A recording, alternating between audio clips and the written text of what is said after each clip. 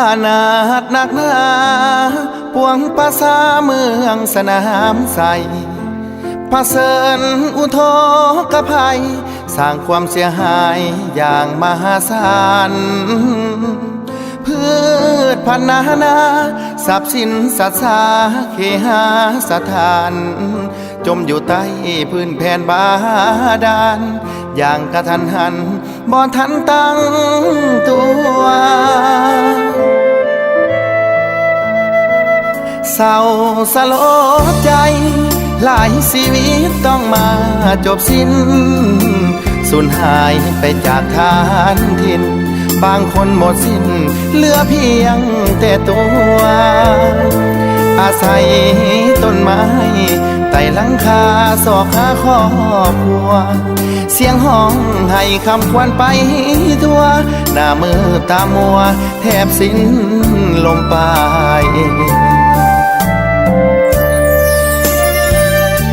สาวสามก็ละกดเหตุเศร้าสลดเกิดตอนลาตรีบางคนนอนลาฝันดีเลือกสายนาทีผัดหนีจมหายเอายังบ่ทันสวยเหลือกันก็ยังบ่ได้นี่คือหนึ่งกำลังใจมอบส่งให้สู่เด้อพี่น้องเฮาวอนท่านทั้งหลายช่วยส่งแห่งกายแห่งใจให้แด่วัตถุสิ่งของทรัพย์สินแล้วแต่ไปสวยแด่ผู้เธอขอหายที่อัตตปือนั่นก็คือเมืองสนามใสตามความสามารถน้อยลายก็ได้อาหารเครื่องใช้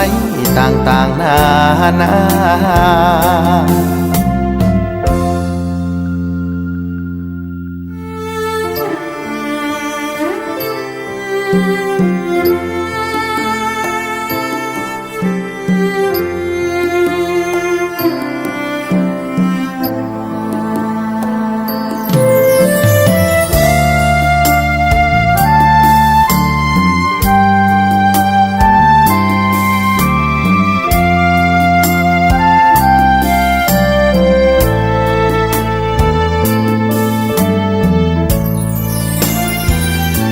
สาวสามก็ละกดเหตุเศร้าสลดเกิดตอนลา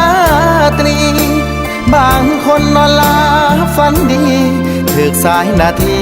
ผัดหนีจมหายเอายังบ่ทันสวยเหลือกันก็ยังบ่ได้นี่คือหนึ่งกำลังใจมอบส่งให้สู่เด้อพี่น้องเฮาวอนท่านทั้งหลายช่วยส่งแห่งกายแห่งใจให้แด่วัตถุสิ่งของทรัพย์สินแล้วแต่ไปสวยแด่ผู้เธอขอหายที่อัตตปือนั่นก็คือเมืองสนามใสตามความสามารถน้อยลายก็ได้อาหารเครื่องใช้ต่างๆนานา